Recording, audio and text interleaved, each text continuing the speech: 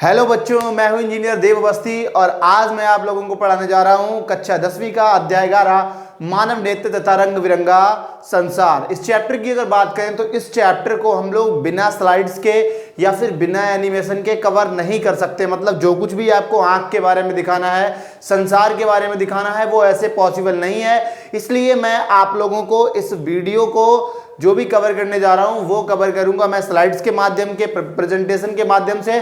और मैं गारंटी लेता हूं कि आपको इतने अच्छे से समझ में आएगा कि पूरे YouTube चैनल पे आपको कहीं भी समझ में नहीं आया होगा।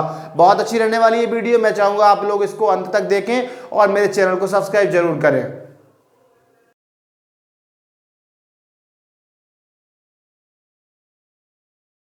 और जो पहला टॉपिक है आज का वो है आपका मानव नेत्र यानी कि ह्यूमन आई। ह्यूमन आई मानव नेत्र क्या है? आप कोई भी आपके पड़ोस में आता है, जाता है या कोई चीज़ होती है, आप उसकी खुशबू से उसको महसूस कर सकते हैं, लेकिन वो मज़ा नहीं आता है जो उसको देखने में है। आप समझ सकते होंगे शायद। तो यहाँ पे मानव नेत्र क्या है? ये आपका अत्यंत मूल्यवान एवं सुग्राही ज्ञानेंद्रिय है। यह कैमरे की भांति कार्य करता है और इससे हम अद्भुत संसार में जो भी रंग बिरंगी चीज़ें हैं उनको देख पाते हैं। ये है आपका प्यारा सा मानव नेत्र। आगे हम बात करेंगे कि इसके विभिन्न अंग कौन कौन से हैं, भाग कौन कौन से हैं और उसके कार्य कौन कौन से हैं। सबसे पहले हम लोग बात करते हैं क्रिस्टलीय लेंस की। ये आपका क्रिस्टलीय लेंस है, यहाँ से लेके यहाँ तक का इस तरह से। ये क्रिस्टलीय लेंस आप देखा जाए तो ये आपका एक कॉन्वेक्स लेंस होता है। और कॉन्वेक्स लेंस की बात करें तो कॉन्वेक्स यानी कि उत्तल लेंस। आपने पिछले अध्याय में देखा होगा कि जो भी वस्तु इसके सामने रखी होती है उस वस्तु का ये हमेशा जो प्रतिबिंब बनाता है वो प्रतिबिंब सदैव उल्टा बनता है। ये आप देख रहे होंगे, ये हमेशा कैसा बनेगा? तो ये आपका सदैव उल्टा बनेगा। ठीक है, ऐसे वस्तु रखी है, प्रतिबिंब हमेशा ऐसा बनेगा, उल्टा बनता है। वास्तविक बनेगा क्योंकि इस उत्तल लेंस के दूसरी तरफ इधर बन रही है। चलिए, तो जो क्रिस्टलीय लेंस है, जिस लेंस की हम बात कर रहे हैं, जो आंख में होता है, ये आपका जेली मटेरियल का बना होता है और इसको होल्ड करती हैं, ये आप देख रहे होंगे दो, एक ये और एक इधर। ये आपकी क्या है? पक्षमाभी पेशियाँ। इन्हीं को हम लोग सिलरी मसल्स भी बोलते हैं। सिलरी मसल्स इनको होल्ड करती हैं। इसके बाद में जल द्रव। जल द्रव क्या है? एक तरह का द्रव है जिसको हम लोग एक्वस ह्यूमर बोलते हैं। ये इस नेत्र के आगे भरा रहता है। आपने देखा होगा कभी कभी सुबह सुबह आप उठते हैं तो कुछ आँख में कीचड़ सा होता है, यानी कि जो भी डस्ट पार्टिकल या धूल मिट्टी के कण इसके अंदर प्रवेश कर जाते हैं वो इस लिक्विड के साथ इधर साइड में चिपक जाते हैं। फिर बात आती है पुतली की। अब पुतली क्या है? ये इस तरह से ये पूरी परितारिका कहलाती है बाहर, और बीच में जो काला काला आपने देखा होगा आपकी आंख में बीच में काला काला होता है, इस काले काले को बोलते हैं पुतली। ये है परितारिका। पुतली ब्लैक कलर की, या फिर डिपेंड करता है। जो परितारिका है ये आंखों को कई प्रकार के रंग प्रोवाइड करवाती है। स्वच्छमंडल। स्वच्छमंडल ये कार्निया, ये सबसे बाहर वाली एक झिल्ली होती है, एक ट्रांसपेरेंट यानी कि पारदर्शी मेम्ब्रेन होती है जो कि धूल मिट्टी आदि के कण को आँख के अंदर घुसने से रोकती है। दृष्टिपटल, जिसको हम लोग रेटिना बोलते हैं, जो इमेज बनती है किसी भी वस्तु का, जो प्रतिबिंब बनता है वो आपका दृष्टिपटल पे ही बनता है, रेटिना पे बनता है। दृक तंत्रिकाएं। दृक तंत्रिकाएं ये आपकी संख्या में 125 मिलियन होती हैं, मतलब बहुत सारी होती हैं दृक तंत्रिकाएं। होता क्या है? जैसे मान लीजिए इसके सामने कोई वस्तु रखी है, यहाँ पे ऐसे इस वस्तु से जो प्रकाश की किरणें हैं वो लेंस से होती हुई अंदर जाएंगी और फिर वो आपकी यहाँ टकराएंगी दृष्टिपटल पे या फिर रेटिना पे। जब वो टकराती हैं तो इस रेटिना पे प्रतिबिंब बनाती हैं। वो क्या करती हैं? इस रेटिना पे प्रतिबिंब बनाएंगी। यहाँ पे आपका कोई प्रतिबिंब बन रहा है, यहाँ ऑब्जेक्ट रखी है, वस्तु रखी है, इस लेंस से होकर यहाँ टकराएंगी, यहाँ पे आपका प्रतिबिंब बनेगा। अब जैसे ही यहाँ पे ये लाइट गिरती है उस वस्तु से निकल के, तो ये लाइट क्या करती है? यहाँ पे बहुत सारी दृक तंत्रिकाएं होती हैं, मसल्स होती हैं यहाँ पूरे इस दृष्टि पटल में, तो वो सारी सब एक्टिवेट हो जाती हैं, सक्रिय हो जाती हैं। जो सुग्रामी प्रकाश तंत्रिकाएं हैं वो एक्टिव हो जाती हैं और एक्टिव होने के बाद एक सिग्नल जनरेट करती हैं, इलेक्ट्रिक सिग्नल, विद्युत सिग्नल, जो सिग्नल आपका ब्रेन को भेजा जाता है। कहाँ भेजा जाता है? दिमाग को भेजा जाता है। दिमाग उस सिग्नल को रीड करता है और रीड करने के बाद जो आपकी यहाँ वस्तु रखी है, इस वस्तु का प्रतिबिंब हमेशा उल्टा बनता है, सदैव उल्टा बनेगा, वास्तविक उल्टा। तो ब्रेन क्या करेगा? उस उल्टे को इरेक्ट कर देता है, यानी कि सीधा कर देता है, जिससे कि हम चीज़ों को सीधा देख पाते हैं। काचाव द्रव्य यहाँ भरा रहता है। ये पूरा रीजन देख रहे हैं आप, इस सब रीजन में काचाव द्रव्य भरा रहता है, जो कि इस पूरे नेत्र गोलक का जो शेप है, आकार है, इसको आंख को गोल बनाता है। आगे चलते हैं हम लोग। इसके बाद में करते हैं बात कार्निया की। कार्निया या फिर स्वच्छमंडल, जो कि सबसे सामने वाला भाग होता है, ये आप देख रहे हैं यहाँ, ये आपका क्या है, तो ये कार्निया है। कार्निया एक ट्रांसपेरेंट झिल्ली होती है, पारदर्शी झिल्ली है, जिसमें से क्या होता है, प्रकाश जो है वो आपका नेत्र में प्रवेश करता है। नेत्र में प्रवेश करने वाला जो अधिकांश भाग है प्रकाश का, उसका आवर्तन जो है कार्निया के बाहरी पृष्ठ पर ही हो जाता है। कार्य क्या है, तो नेत्र में प्रकाश जो है वो आपका कार्निया से होके ही प्रवेश करता है। फिर बात आती है नेत्र गोलक की। नेत्र गोलक, मैं इसका साइज थोड़ा सा इंक्रीज कर लेता हूँ। ये आपका नेत्र गोलक है, दिख रहा होगा नेत्र गोलक है। ये मैंने बताया था कि ये पूरा ये जो पोर्शन है ये आपका परितारिका है, और बीच में क्या है, तो बीच में आपकी काली काली जो आपको दिख रही है वो है आपकी पुतली। नेत्र गोलक पूरा ये आई वॉल है और इसकी आकृति लगभग गोल होती है। इसका व्यास जो है 2.3 सेंटीमीटर होता है। परितारिका, आइरिस, ये आपका नीला काला पीला भूरे कलर का, मतलब कई प्रकार के रंग होते हैं आँखों के, लोग आप देखते होंगे आँखें नीली होती हैं, कई प्रकार के रंगों की आँखें होती हैं। तो वो किसकी वजह से होती हैं, परितारिका के रंग की वजह से। इसे आइरिस भी कहते हैं। ये कार्निया के पीछे स्थित होता है। यह गहरा वलयाकार पेश, ये डायफ्राम है। इसके बीच में एक छोटा सा छिद्र होता है। इसके सेंटर में बीच में यहाँ पे केंद्रक में, जिसे पुतली, पिपिल अथवा नेत्र तारा कहते हैं। पुतली अपनी आवश्यकता अनुसार छोटी या बड़ी होती रहती है।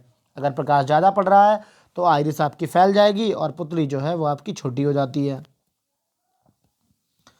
फिर बात आती है कार्य की। पुतली जो है वो क्या करती है, जो आइरिस है वो क्या करती है, वो पुतली के आकार को, ये आपका पूरा देख रहे होंगे यहाँ से यहाँ तक, ये सब क्या है, तो ये सब आपकी आइरिस है।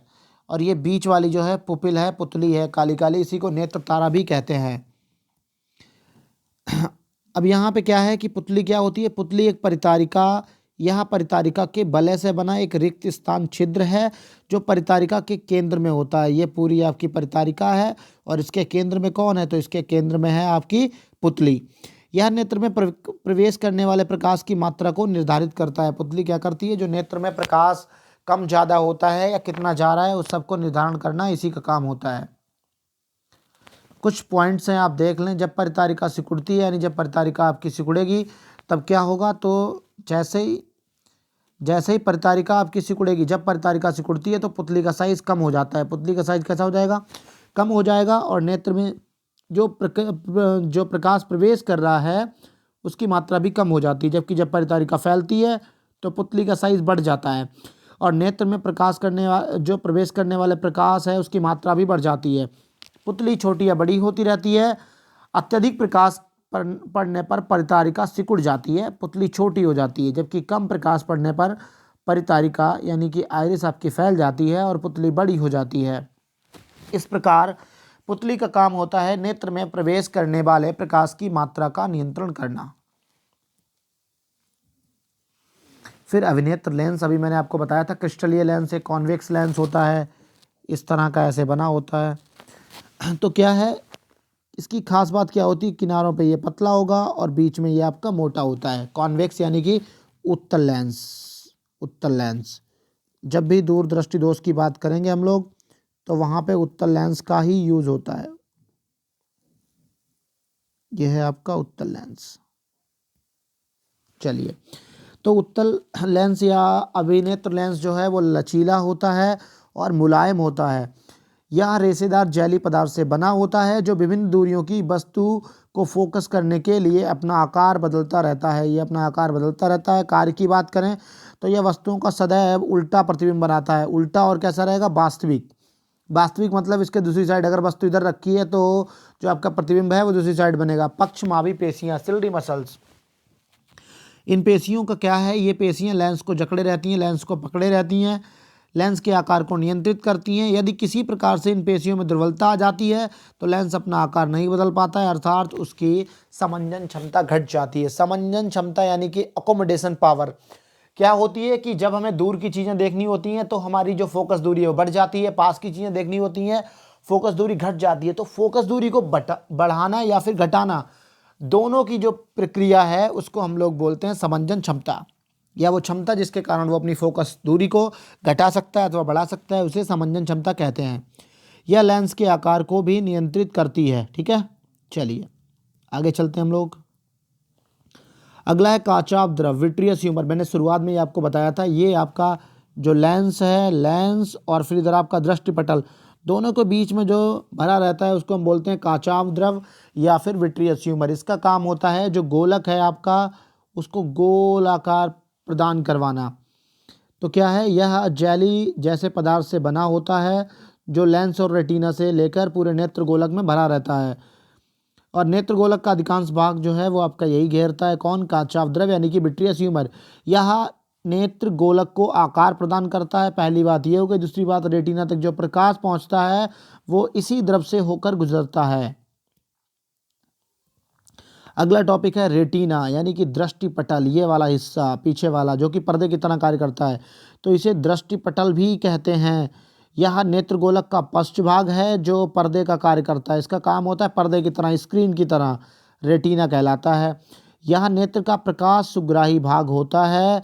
इसमें उपस्थित प्रकाश सुग्राही कोशिकाएं प्रदीप्त होने पर सक्रिय हो जाती हैं और विद्युत सिग्नल उत्पन्न करती है। मैंने कहा सामने कोई वस्तु रखी है, वस्तु से जो प्रकाश प्रतिबिंब जा रहा है वो जैसे ही प्रकाश जा रहा है इस बिंब से होकर यानी वस्तु से होकर, वो जैसे ही इस रेटिना पर दृष्टिपटल पर गिरता है, तुरंत यहाँ पे जो कोशिकाएं दिख रही हैं ये वाली, ये आपको दिख रही होगी, ये तुरंत सक्रिय हो जाती हैं गिरने पे, और ये दिमाग को एक सिग्नल जो है भेजती हैं। दिमाग उस सिग्नल को पढ़ता है और वस्तु के प्रतिबिंब को सीधा कर देता है। रेटिना पर बनने वाले प्रतिबिंब की प्रकृति वास्तविक एवं उल्टी होती है। हमेशा वास्तविक बनेगा, साथ ही कैसा बनेगा? उल्टा बनेगा। फिर बात होती है रेटिना के कार्य के। तो रेटिना क्या करता है? यहाँ नहीं, यहाँ पे यह होगा। लेंस द्वारा बनने वाले प्रतिबिंब के लिए पर्दे का कार्य करता है, वही स्क्रीन का काम करता है, स्क्रीन का काम करेगा पर्दे का। और क्या है, इसकी जो कोशिका है वो आपकी प्रकाश सुग्राही होती है जो इस पर बनने वाले प्रतिबिंब का विद्युत सिग्नल उत्पन्न करती है। यानी कि जैसे ही लाइट गिरी, लाइट अब आपको पता है ऊर्जा जो है, ऊर्जा परिवर्तित होती रहती है एक ऊर्जा से, एक फॉर्म से, एक रूप से दूसरे रूप में। तो यहाँ पे जो प्रकाश ऊर्जा है वो आपकी कन्वर्ट हो रही है किस में? विद्युत ऊर्जा में। जैसे प्रकाश ऊर्जा उस विद्युत सिग्नल में बना रही है तो वो प्रकाश ऊर्जा कन्वर्ट हो रही है किस में? विद्युत ऊर्जा में। भाई यहाँ पे हो रहा है। दृक तंत्रिका, ऑप्टिक नर्व्स, मैंने बताया आपको 125 मिलियन, लगभग 1250 लाख आपकी दृक तंत्रिकाएं होती हैं। तो यहाँ नहीं बल्कि यहाँ भी यह होगा। तंत्रिका गोलक के पश्च भाग से निकलकर मस्तिष्क के एक हिस्से से जुड़ती है। इस वीडियो की खास बात यह है, इसके बाद में आपको ये नोट्स मिल जाएंगे पीडीएफ के, जो कि आपको और सारे यूट्यूबर्स बहुत महंगे कॉस्टली दे रहे हैं। कार्य की बात करते हैं तो यह क्या करती है? रेटिना पर बनने वाले प्रतिबिंब के द्वारा मस्तिष्क तक पहुंचाती है। संवेदनाओं के द्वारा कहाँ तक पहुंचाती है? मस्तिष्क तक पहुंचा रही है। फिर आपको बताया जाएगा कैसे प्रतिबिंब बनता है। उससे पहले हम लोग एक डायग्राम देख लेते हैं। आप यहाँ देखेंगे कि ये आपकी वस्तु है, सीधी रखी है, ठीक है। इससे प्रकाश की किरणें जा रही हैं, इस लेंस से होने के बाद में ये उल्टी इमेज बना रही है। यहाँ पे आप देख रहे हो मधुमक्खी उल्टी लटकी है, तो इमेज जो है वो उल्टी बन रही है। लेकिन जैसे ही यहाँ पे इस मधुमक्खी से टकराकर अपवर्तित होकर प्रकाश की किरणें इस लेंस से पास होने के बाद यहाँ रेटिना पर गिरती हैं, जहाँ पे इमेज बन रही है यानी कि वस्तु का प्रतिबिंब बन रहा है। तो यहाँ पे जो कोशिकाएं हैं, जो यहाँ पे सेल्स हैं, वो सारी सेल्स क्या हो जाएंगी? जो यहाँ पे सेल्स दिख रही हैं आपको, ये ऐसे दिख रही हैं, ये सभी सेल्स एक्टिव हो जाएंगी। ये एक्टिव हो जाएंगी और ये एक सिग्नल जनरेट करेंगी। ये सिग्नल जनरेट करेंगी, उस सिग्नल को भेजा जाता है दिमाग को, ब्रेन को। और यहाँ पे जो इमेज बन रही है वो कैसी बन रही है? वो बन रही है इन्वर्टेड, यानी कि उल्टी बन रही है। रियल है यानी कि वास्तविक तो है ही, लेकिन वास्तविक होने के साथ साथ वो आपकी उल्टी है। तो दिमाग क्या करेगा, ब्रेन क्या करेगा? इस सिग्नल को डिकोड करेगा, पढ़ेगा, उसके बाद में इमेज को कर देगा इरेक्ट, यानी कि सीधा बना देता है। चलिए, सीधा बना देता है। इसके बाद में हम लोग वही चलते हैं कि क्या लिखा है पीछे। तो यहाँ पे आपसे क्या कहा गया है? मानव नेत्र द्वारा प्रतिबिंब का बनना कैसे बनता है? नेत्र के सामने स्थित किसी वस्तु से चलने वाली प्रकाश की किरणें पहले जलीय द्रव, फिर लेंस तथा अंत में काचाभ द्रव से अपरिवर्तित होकर रेटिना पर टकराती हैं, ठीक है। जैसा मैंने आपको बताया कि जो कोई भी वस्तु रखी है उससे प्रकाश की किरणें जाएंगी, वो सीधे लेंस से होकर, यहाँ पे लेंस है, इससे होकर रेटिना पे टकराती हैं। फिर क्या है? मानव नेत्र उत्तल लेंस होता है। उत्तल लेंस की भांति क्या उत्तल लेंस ही होता है। अतः यहाँ रेटिना पर बनने वाला प्रतिबिंब उल्टा वास्तविक बनाता है। जैसे ही प्रकाश की किरण रेटिना में उपस्थित प्रकाश सुग्राही कोशिकाओं पर गिरती है, यह कोशिकाएं सक्रिय हो जाती हैं और विद्युत सिग्नल उत्पन्न करती हैं। इस विद्युत सिग्नल को द्रग तंत्रिकाएं मस्तिष्क में भेजती हैं। मस्तिष्क इसका संशोधन कर प्रतिबिंब को सीधा कर देता है और मनुष्य को वस्तुएं सीधी दिखाई देने लगती हैं। जो मैंने आपको समझाया वही सारा कुछ यहाँ लिखा है, आप आसानी से पढ़ के नोट्स बना सकते हैं। फिर बात आती है समंजन क्षमता। मैंने आपको क्या बताया था कि अगर हमें दूर की चीज़ देखनी है तो हम अपनी फोकल लेंथ बढ़ा लेते हैं, पास की चीज़ देखनी है फोकल लेंथ कम कर लेते हैं। तो वही यहाँ पे लिखा है, अभिनेत्र लेंस की वह क्षमता जिसके कारण वह अपनी फोकस दूरी को कम या ज़्यादा कर लेता है, अर्थात समायोजित कर लेता है, समंजन क्षमता कहलाती है। नेत्र की वक्रता में परिवर्तन होने पर इसकी फोकस दूरी भी परिवर्तित हो जाती है। अतः नेत्र की वक्रता बढ़ने पर फोकस दूरी घट जाती है तथा नेत्र की वक्रता घटने पर फोकस दूरी बढ़ जाती है। आपको ये भी ध्यान रखना है, कोई आदमी न्यूनतम 25 सेंटीमीटर का देख सकता है तथा अधिकतम जो है वो आपका इन्फिनिटी यानी कि अनंत तक का स्पष्ट रूप से देख सकता है। निकट बिंदु की बात करें तो आदमी जहाँ तक बहुत पास का देख सकता है। आप कभी बुक देखें तो आप 25 सेंटीमीटर से पास का नहीं देख सकते।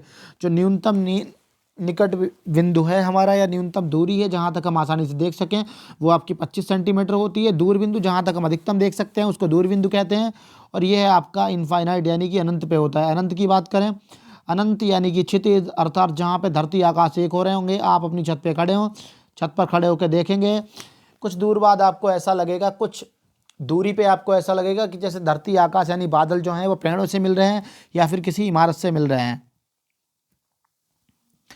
ये आप लोगों ने देखी होगी, शायद ही देखी हो, ये मोतियाबिंद, ये बीमारी बाबा लोगों में पहले हुआ करती थी, कॉन्ट्रैक्ट। इसमें क्या होता है, जो आपका आँख का लेंस है इसके ऊपर एक धुंधली परत चढ़ जाती है जिससे लेंस जो है वो आपका दूधिया और धुंधला हो जाता है। आप यहाँ पे देख रहे हो कि इन चच्चा को, इसका कारण है मोतियाबिंद क्रिस्टलीय लेंस के दूधिया एवं धुंधला होने के कारण होता है। इसका एक ही इलाज है, वो है आपका ऑपरेशन करवाइए यानी कि सर्जरी करवाइए। पहले क्या होता था, नेपाल साइड गेटी गेटा था, वहाँ पे अक्सर लोग जाते थे। अब तो हर जगह इसका इलाज जो है वो आसानी से उपलब्ध है। दृष्टि दोष, कई बार क्या होता है आदमी जो है वो अपनी समंजन क्षमता खो देता है, यानी कि ना वो फोकस लेंथ को कम कर सकता है, फोकल लेंथ को, फोकस दूरी को, ना ही वो ज़्यादा कर सकता है। मान लो ये भैया खड़े हैं तो इनको कई बार हो सकता है पास का ना दिखे, हो सकता है इनको दूर का ना दिखे। तो ये 3 प्रकार का होता है। निकट दृष्टि दोष, निकट में क्या होगा, निकट वाला दिखेगा लेकिन दूर का नहीं दिखेगा। दूर दृष्टि दोष में दीर्घ दृष्टि दोष या फिर इसी को बोलते हैं दूर दृष्टि दोष। इसमें क्या है, इसमें आपको पास का नहीं दिखेगा लेकिन दूर का जो है वो आसानी से दिखेगा। इसमें आपका किधर का भी नहीं दिखेगा, ना पास का ना दूर का, आसानी से। जरा दृष्टि दोष क्या होता है, इसमें कोई बुजुर्ग अगर अखबार वगैरह पढ़ रहा है तो वो अगर पास से पढ़ रहा है, दूर से पढ़ रहा है, पहली बात तो बिना चश्मा पढ़ नहीं सकता, लेकिन अगर फिर भी वो पढ़ने की कोशिश कर रहा है तो उसका सिर दर्द होने लगेगा, उसे दिखने में दिक्कत होगी, क्लियरली उसे कुछ भी दिखाई नहीं देगा।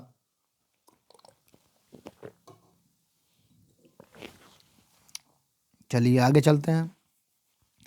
निकट दृष्टि दोष, निकट दृष्टि दोष या फिर इसी को मायोपिया भी बोलते हैं। कई बार हो सकता है आपसे मायोपिया पूछ ले। तो ऐसा दृष्टि दोष जिसमें किसी भी व्यक्ति को निकट की वस्तुएं तो आसानी से दिखाई दे जाती हैं परंतु दूर की वस्तुएं दिखाई नहीं देती हैं। ऐसे व्यक्ति का जो दूर बिंदु है, आपको ये ध्यान रखना, जो दूर बिंदु है वो अनंत पे ना होकर नेत्र के पास आ जाता है। इसमें प्रतिबिंब दृष्टिपटल पर ना बनकर दृष्टिपटल के सामने बन जाता है। कारण की बात करें तो वक्रता का अधिक होना या फिर नेत्र गोलक का लंबा हो जाना, इलोंगेशन हो जाता है। यहाँ पे किसका है तो इलोंगेशन हो जाता है आपके आई वॉल का, यानी कि जो नेत्र गोलक है उसका इलोंगेशन हो जाना, बढ़ जाना। इस दोष में उत्तल, अब यहाँ पे दिख रहा है आपका निकट, निकट आ निकल रहा है ना, आ का मतलब है यहाँ पे कौन सा लेंस लगेगा, तो ये लगेगा आपका अवतल लेंस। अगर आ गया, अगर दूर है तो दूर में ट्रिक होती है, दूर में ऊ निकल रहा है मतलब ये आपका हो जाएगा उत्तल लेंस। ठीक है, तो दूर और पास से आप ध्यान रखेंगे, उत्तल और अवतल का। इसमें आप ये चीज़, जो सबसे इम्पॉर्टेंट चीज़ है वो ये है कि जो दूर बिंदु है वो आपका अनंत पे ना होकर नेत्र के पास आ जाता है। बस आपका दूर बिंदु उसमें उल्टा हो जाएगा, उसमें जो आपका पास बिंदु है वो दूर चला जाएगा। चलिए आगे चलते हैं हम लोग। यहाँ आप देख सकते हैं डायग्राम। तो यहाँ पे जो दूर बिंदु है, अनंत बिंदु है, वो उसको यहाँ कहीं अनंत पे होना चाहिए था, बहुत दूर होना चाहिए था, लेकिन वो यहाँ ना होके शिफ्ट हो गया है कहीं पास में। तो ये है पहली मायोपिक आई, यानी कि जो निकट दृष्टि दोष से पीड़ित आई है आँख है वो कैसी होती है। इसके बाद में इससे अगर हम इमेज का फॉर्मेशन देखेंगे कि वस्तु का प्रतिबिंब कहाँ बन रहा है, तो ये आपका रेटिना है, दृष्टिपटल है, उससे पहले यहाँ पे बन जा रहा है, जहाँ पे रेखाएं मिल रही हैं, ये प्रकाश की किरणें मिल रही हैं। अब इसको सही कर सकते हैं, तो ये हमने यहाँ पे कॉन्वेक्स की बजाय कॉनकेव यानी कि अवतल लेंस लगा दिया है, और अवतल लेंस की सहायता से इसको ठीक किया जाता है। ये आपका अवतल लेंस दिख रहा है, ठीक है। ये परीक्षा की दृष्टि से इम्पोर्टेंट है, आपको ये बहुत अच्छे से तैयार करना है, इम्पोर्टेंट। इसके बाद में दूर दृष्टि दोष या फिर दीर्घ दृष्टि दोष भी कहते हैं। ये ऐसा दोष होता है जिसमें कोई भी व्यक्ति दूर की वस्तुओं को तो स्पष्ट देख सकता है, किंतु वह निकट की वस्तुओं को स्पष्ट नहीं देख सकता। इस प्रकार के दोष को हम लोग दृष्टि दोष या फिर दूर दृष्टि दोष या फिर दीर्घ दृष्टि दोष भी कहते हैं। ऐसे व्यक्ति का जो निकट बिंदु है वो 25 सेंटीमीटर ना होकर दूर हट जाएगा। निकट बिंदु है उसमें क्या था, जो आपका मायोपिया था यानी कि निकट दृष्टि दोष, उसमें आपका दूर बिंदु जो है वो आपका पास आ जाता है। जबकि दूर दृष्टि दोष में क्या अंतर है कि जो निकट बिंदु है वो आपका दूर हट जाता है। इसमें प्रतिबिंब दृष्टिपटल पर ना बनकर दृष्टिपटल के पीछे बनता है, उसमें सामने बन रहा था, इसमें पीछे बनता है। पठन सामग्री को नेत्र से काफ़ी दूर रखना पड़ता है, जो भी हम देख रहे हैं उसे काफ़ी दूर रखना पड़ेगा। दूर से मतलब कहते नहीं लोग कि हमारी जो दूर की निगाह है वो तेज है। यहाँ पे क्या है, इसकी फोकस दूरी का जो फोकल लेंथ है उसका अत्यधिक हो जाना अथवा नेत्र गोलक का छोटा हो जाना। निवारण की बात करें तो इसमें हमें क्या उत्तल लेंस लगाना है, अभिसारी यानी कि उत्तल लेंस लगा के इसको हम संशोधित कर सकते हैं। डायग्राम समझेंगे हम लोग, डायग्राम इम्पोर्टेंट है। यहाँ पे जो निकट बिंदु है वो आपका निकट ना होकर थोड़ा सा दूर चला जाता है, ठीक है। वहाँ पे दूर वाला जो है वो पास आ जा रहा था, वहाँ पे का मतलब है निकट वाले में, ठीक है। ये दूर वाला है तो दूर वाले में जो आपका पास वाला है वो दूर चला गया है। यहाँ पे ये जो इमेज बन रही है वो आपकी पीछे बन रही है, दृष्टिपटल यानी कि रेटिना के यहाँ कहीं बन रही है। और अगर इसको करेक्ट करना है तो यहाँ पे लगाना पड़ेगा उत्तल लेंस। दूर, दूर में ऊ निकल रहा है, मतलब आपको लगाना है उत्तल लेंस, ठीक है। तो ये यहाँ पे उत्तल लेंस लगा के इसको करेक्ट किया गया है। ये तीनों ही डायग्राम आपको आने चाहिए, क्योंकि जब भी आपसे लॉन्ग वाला पूछता है तो इनमें से एक जरूर आता है। फिर आता है जरा दूर दृष्टिता या फिर प्रेस बायोपिया। इसमें क्या होता है, जैसे जैसे आदमी की उम्र बढ़ती जाती है उसकी समंजन क्षमता जो है वो घट जाती है। फिर ना ही वो दूर देख पाता है, दूर का देख पाता है सही से, ना क्लियरली वो पास का देख पाता है।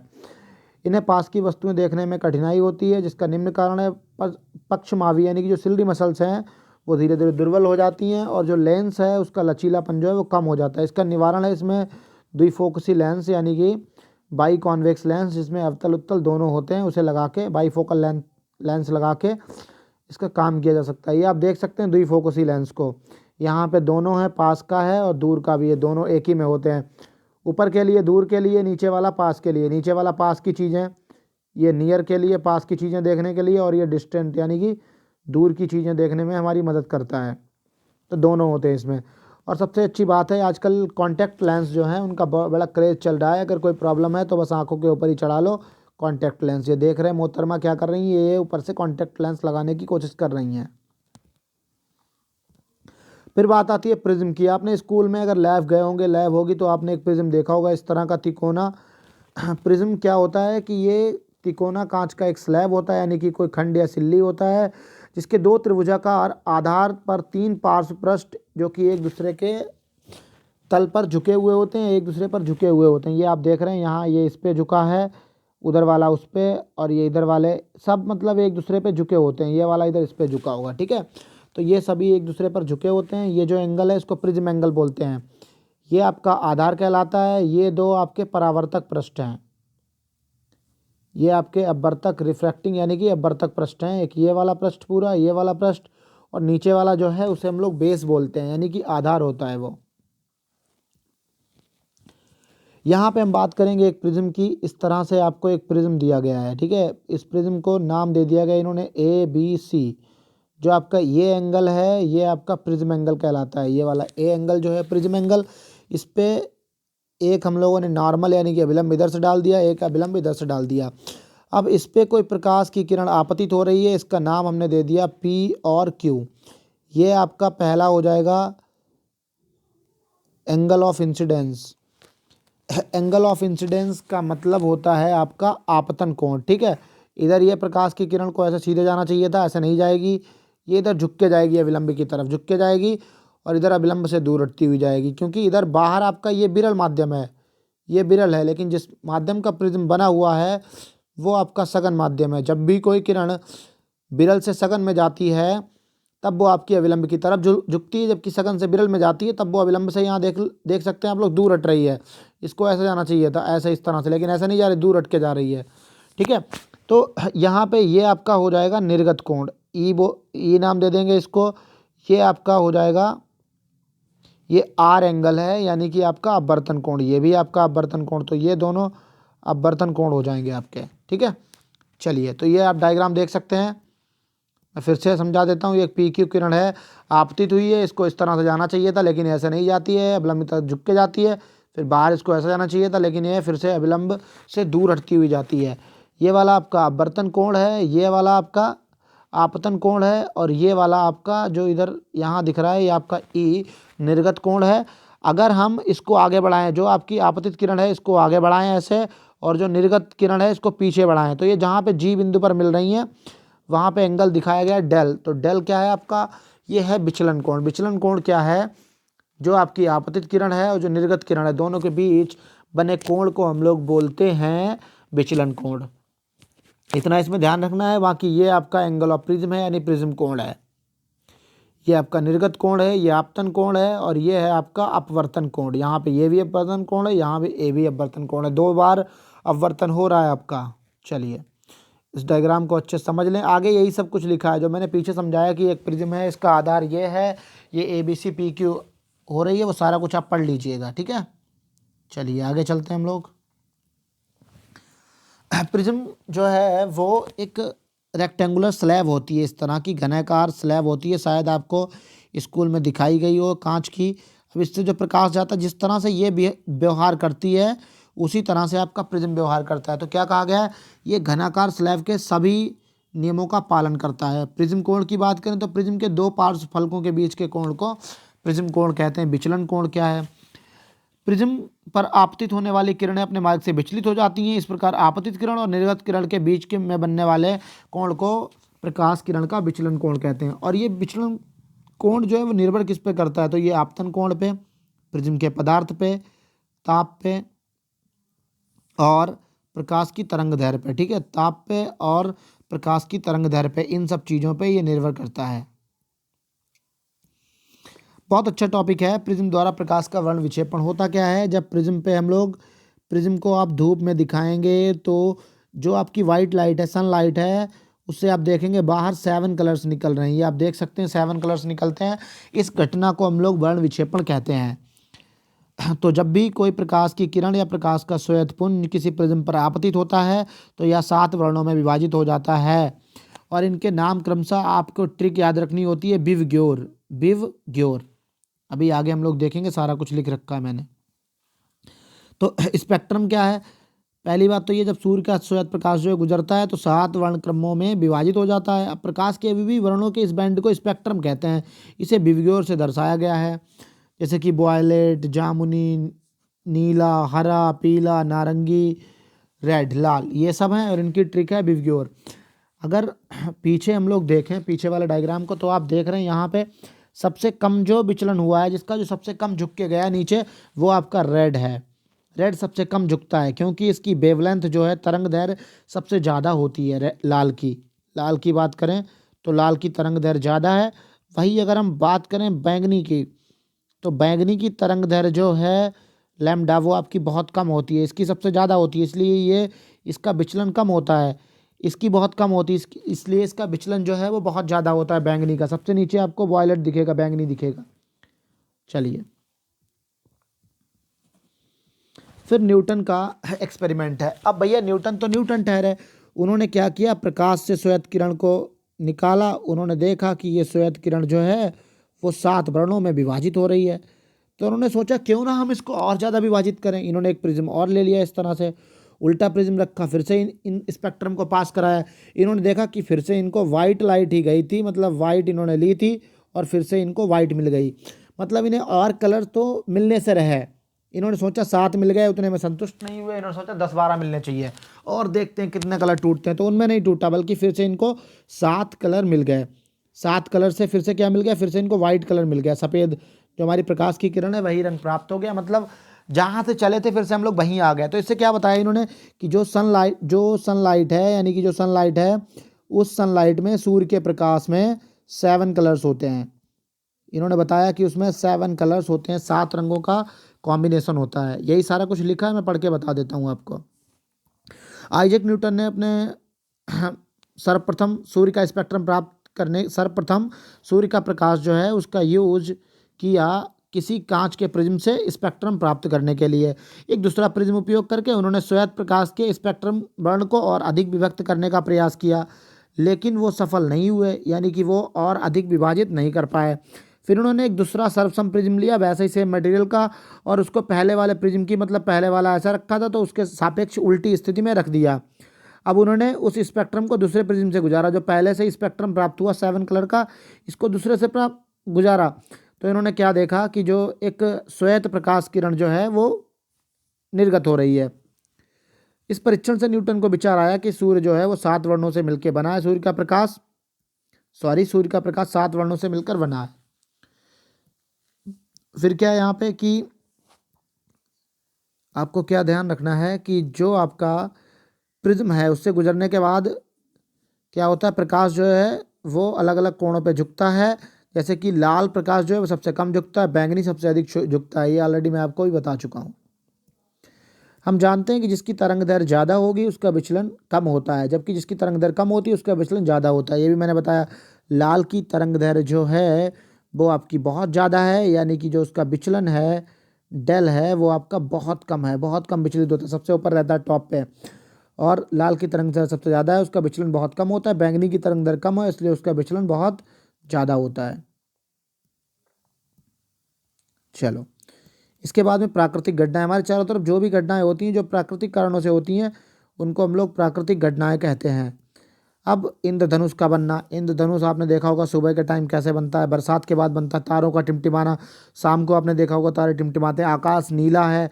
और कभी आपने विचार किया है कि जो सुबह होती है और शाम के टाइम जब सूर्यास्त होने वाला होता है तब जो सूर्य है वो गाजरी कलर का, यानी कि वो आपका रक्ताभ क्यों दिखाई देता है, क्यों ऐसा अपीयर होता है? सोचा है कभी आपने? चलिए आज हम आप लोगों को बताएंगे कि ऐसा क्यों होता है।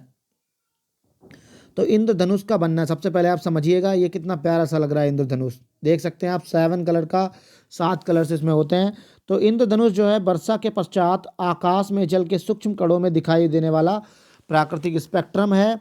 यह वायुमंडल में उपस्थित जल के सूक्ष्म बूंदों द्वारा सूर्य के प्रकाश के परिक्षेपण या वर्ण विक्षेपण के कारण प्राप्त होता है। इंद्रधनुष सदैव सूर्य की विपरीत दिशा में बनता है तथा जल की सूक्ष्म, यहाँ पे बूंदों होना चाहिए था, बूंदों की तरह कार्य करता है। यहाँ पे कब बनेगा? जब जल की जो बूंदें हैं वो बूंदें प्रिज्म की तरह कार्य करेंगी। ठीक है, इसके बाद में हम बात करते हैं इंद्रधनुष का बनना, कि जो आपका इंद्रधनुष है वो बनता कैसे है। तो होता क्या है, बरसात के दिनों में या फिर सुबह के समय जब सूर्य का प्रकाश वर्षा की बूंदों पर, ये वर्षा की बूंद है, इस पर गिरता है या उसको बूंदों पर पड़ता है, तो ये जो वर्षा की बूंद है ये प्रिज्म की तरह कार्य करती है, ये प्रिज्म की तरह बिहेव करेगी। और इसका सबसे पहले तो अपवर्तन होगा, बाद में वर्ण विक्षेपण हो जाता है। यानी कि जो सनलाइट है, जो श्वेत वर्ण प्रकाश है, ये 7 कलर में डिवाइड हो जाता है, बट जाता है। पहले अपवर्तन होगा तथा वर्ण विक्षेपण, इसके बाद में पूर्ण आंतरिक परावर्तन हो जाता है और जल से जो है, जल की बूंद से फाइनली बाहर निकल आता है। पूर्ण आंतरिक परावर्तन क्या होता है? जब भी कोई प्रकाश किरण सघन माध्यम से विरल माध्यम में जाती है तो वह उसी माध्यम में लौट जाती है। इसको हम लोग बोलते हैं पूर्ण आंतरिक परावर्तन। और इस तरह से दर्शक, जो भी दर्शक देख रहा होगा, ऑब्जर्वर होगा, उसको विभिन्न कलर दिखाई देंगे, यानी कि 7 कलर का कॉम्बिनेशन उसकी आंखों तक पहुंचता है।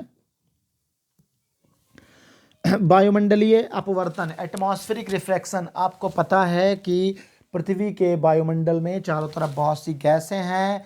ये गैसें क्या करती हैं, जब भी कोई प्रकाश की किरण आती है तो ये उसको फैला देती हैं, बिखेर देती हैं, या फिर उसका लगातार अपवर्तन कर देती हैं, उसका रिफ्रैक्शन हो जाता है।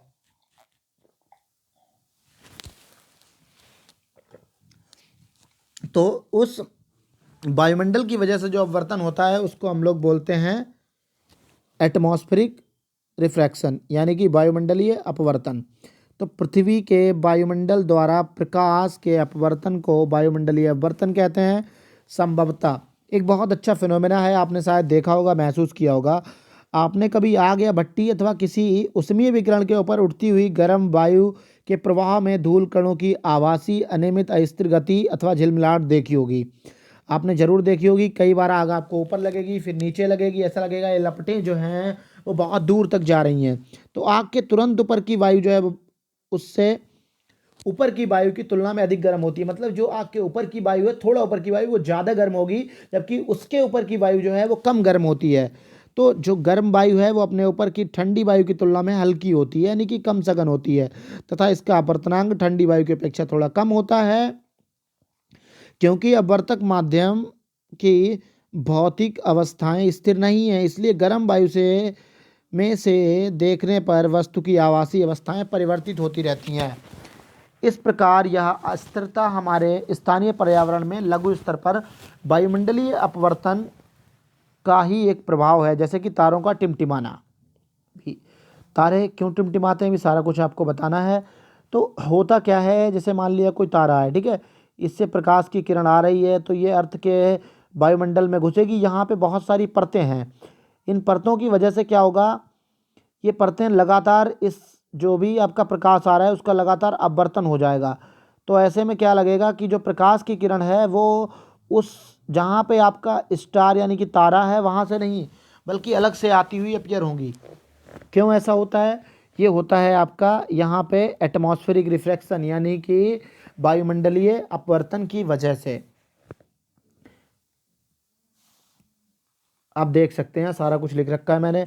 तो तारे वायुमंडलीय अपवर्तन के कारण टिमटिमाते हुए प्रतीत होते हैं। तारों का पृथ्वी से बहुत अधिक दूरी पर स्थित होने के कारण वे प्रकाश के बिंदु स्रोत के समान अपीयर होते हैं, प्रतीत होते हैं। तारों से आने वाली प्रकाश की किरणें पृथ्वी पर पहुंचने के क्रम में वायुमंडल की कई परतों से होकर गुजरती हैं, जिस कारण उनका असमान तरीके से अपवर्तन होता है।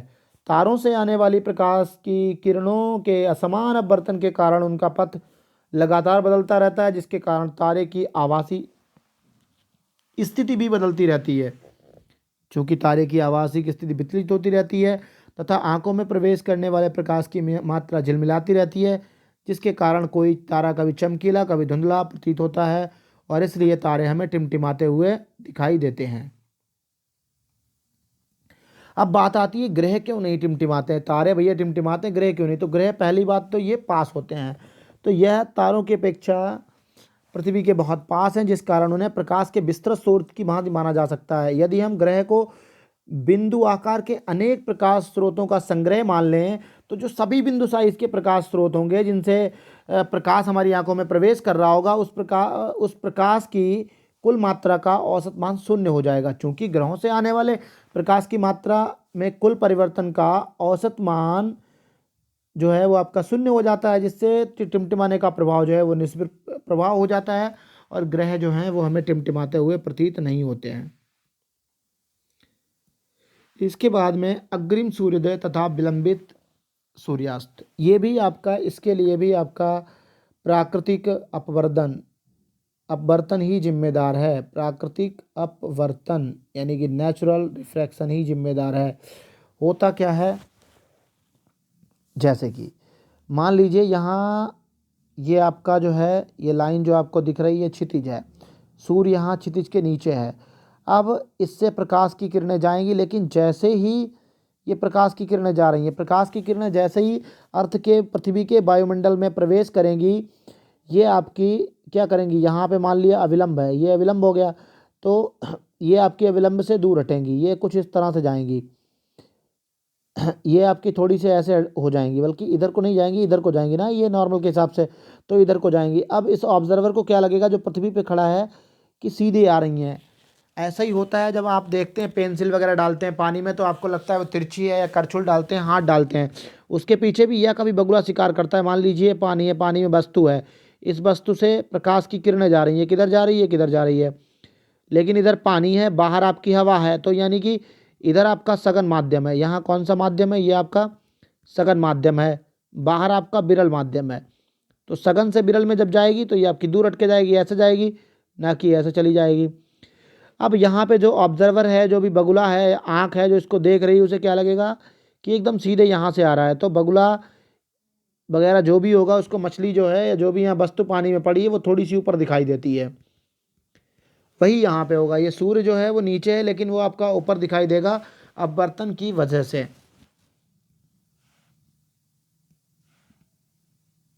अब ये सारा कुछ मैंने यहाँ लिख रखा है।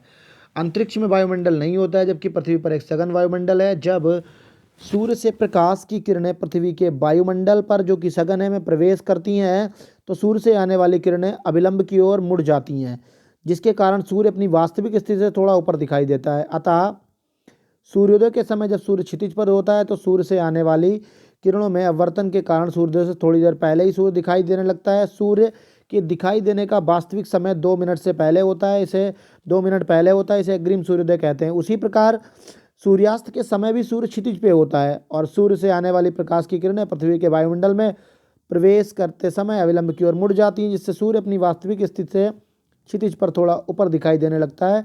इस कारण सूर्यास्त के समय लगभग 2 मिनट बाद तक सूर्य दिखाई देता रहता है, इसे विलंबित सूर्यास्त कहते हैं। फिर आपका है प्रकाश का प्रकीर्ण। आप देख रहे हो कितना अच्छा लग रहा है यहाँ पे, ये जो जितने भी धूल मिट्टी कण हैं वो इस प्रकाश की वजह से सारे विजिबल हो गए, दिखाई देने लगे। तो जब प्रकाश की किरणें किसी वस्तु से टकराकर अपनी दिशा बदल देती हैं परंतु परावर्तन के नियमों का पालन नहीं करती, इस प्रकार की प्राकृतिक घटना को प्रकाश का प्रकीर्णन कहते हैं। टिंडल नामक वैज्ञानिक ने इसकी खोज की थी। टिंडल भाई साहब जो थे जिन्होंने इनकी खोज की थी। जैसे कि मान लिया रे ऑफ लाइट जा रही है, प्रकाश की किरणें जा रही हैं, यहाँ पे धूल मिट्टी के कण हैं, तो ये प्रकाश की किरण क्या करेगी, इस धूल मिट्टी से टकराएगी और यहीं बिखर जाएगी, यहीं बिखर जाएगी। तो यही आपका कहलाता है प्रकीर्णन। ये यहाँ आप देख सकते हैं टिंडल का प्रभाव। जब कोई प्रकाश किरण पुंज महीन कणों से टकराता है तो उस किरण पुंज का प्रकाश दिखाई देने लगता है। इन कणों से विस्तृत प्रकाश परावर्तित होकर हमारे पास पहुँचता है। कोलाइडली कणों द्वारा प्रकाश के प्रकीर्णन की घटना को टिंडल प्रभाव कहते हैं। उदाहरण के लिए धुएं कमरे में अगर कोई छोटा सा छिद्र है, जैसे यहाँ है, अब छोटा सा छिद्र है तो उससे प्रकाश आ रहा है, उसकी वजह से ये जितने भी धूल मिट्टी के कण हैं, धुआं है, ये सारा कुछ आपको दिखाई देने लगता है और इस घटना को क्या कहते हैं, टिंडल प्रभाव कहते हैं। आकाश का रंग नीला क्यों होता है, तो आकाश का जब सूर्य का श्वेत प्रकाश वायुमंडल से गुजरता है तो वायु के कणों में छोटी तरंगदैर्घ्य की किरणों जैसे कि नीली, बैंगनी का प्रकीर्णन शब्द अधिक मात्रा में होता है, जबकि बड़ी तरंगदैर्घ्य वाली लाल रंग के प्रकाश की किरणों का प्रकीर्णन कम मात्रा में होता है। अतः प्रकीर्णन के पश्चात नीली व बैंगनी रंग की प्रकाश की किरणें पृथ्वी तक अधिक मात्रा में पहुंचती हैं, जिसके कारण ऊपर का अधिकांश आकाश नीला दिखाई देता है। यदि पृथ्वी के चारों ओर वायुमंडल नहीं होता तो प्रकीर्णन न होने के कारण आकाश काला दिखाई देता। ये देख रहे हैं आप, नीला दिखाई देता है। होता क्या है, 7 सूर्य से जो कलर चले वो कितने थे, वो थे आपके 7 रंग। कितने रंग थे, 7 रंग थे, 7 कलर्स थे, 7 रंग थे, ठीक है। अब 7 रंग का क्या होगा कि ये 7 रंग जैसे ही आगे बढ़ेंगे तो जो आपके ब्लू है, इंडिगो है, वॉयलेट है यानी कि जामुनी, बैंगनी और नीले, इन सब कलर्स की तरंग दैर्घ्य जो है वो आपकी लाल के, ये लैम्डा है, लैम्डा का मतलब है तरंग दैर्घ्य, तो ये तरंग दैर्घ्य जो है इसकी कम होती है। अब तरंग दैर्घ्य कम होने की वजह से क्या होता है कि ये आपका ज़्यादा फैलता है। जैसे यहाँ चला तुरंत धूल मिट्टी के कण से टकरा गया, यहाँ धूल मिट्टी के कण मिल गए, ये बिखर गया, इधर इधर बिखर गया, और इस तरह से ये फैलता ही रहता है और आकाश जो है वो नीला दिखाई देता है। उगते व छिपते समय सूर्य का लाल होना, तो ये क्यों होता है, आप देखते होंगे सुबह के समय और संध्या के समय दोनों समय सूर्य जो है वो क्षितिज पे होता है। यहाँ पे खड़ा कोई व्यक्ति इस सूर्य को देख रहा है, माना इस सूर्य को देख रहा है, ठीक है, ये खड़े हैं। अब होगा क्या कि सूर्य से चल के आएंगी, जैसे मान लिया सूर्य है तो इससे कितने कलर निकलेंगे, 7 कलर जाएंगे। 7 कलर में जो कम वेवलेंथ वाले हैं यानी कि जिनकी तरंग दैर्घ्य कम है, जैसे कि नीला हो गया, ब्लू हो गया, इंडिगो हो गया, वॉयलेट हो गया, तो ये सब रंग हो गए। इन सब रंग का क्या होता है कि इन सब की तरंग दैर्घ्य बहुत कम होती है, लैम्डा बहुत कम है, तो लैम्डा कम होने की वजह से ये इधर इधर फैल जाएंगे, केवल लाल ये सब इधर उधर फैल जाएंगे। अब हमारी आंखों तक बहुत दूर करके, बहुत दूरी तय करके प्रकाश पहुंचता है, तो ऐसे में केवल लाल, लाल, नारंगी और पीला, केवल ये 3 प्रकार के ही प्रकाश पुंज जो है वो हमारी आंखों तक पहुंच पाते हैं। इधर से भी वही लाल, ऑरेंज और पीला, ये 3 रेड, ऑरेंज यानी लाल, संतरी यानी कि नारंगी और पीला, केवल ये 3 कलर ये मेरी आंखों तक पहुंचते हैं, और इस वजह से सूर्य जो है वो हमें रक्ताभ यानी कि गाजर के रंग का दिखाई देता है। आगे यही सारा कुछ लिखा है कि क्या होता है सूर्योदय के समय, कैसे प्रकाश, सारे कलर जो हैं नीले वीले सब ये निकल जाते हैं, बिखर जाते हैं, केवल लाल कलर ही, लाल, पीला और नारंगी, ये 3 ही कलर हमारी आंखों तक पहुंचते हैं, इसीलिए ये रक्ताभ दिखाई देता है। चलिए, तो मैं आशा करता हूँ कि आपको ये सारा कुछ समझ में आया होगा। अगर आपको समझ में आया तो आप चैनल को सब्सक्राइब करिए, वीडियो को लाइक और शेयर ज़रूर करिएगा। Thank you. बहुत जल्दी मिलेंगे हम लोग अगली वीडियो के साथ। आशा करता हूँ मैं ये वीडियो आपको पसंद आई होगी। Thank you.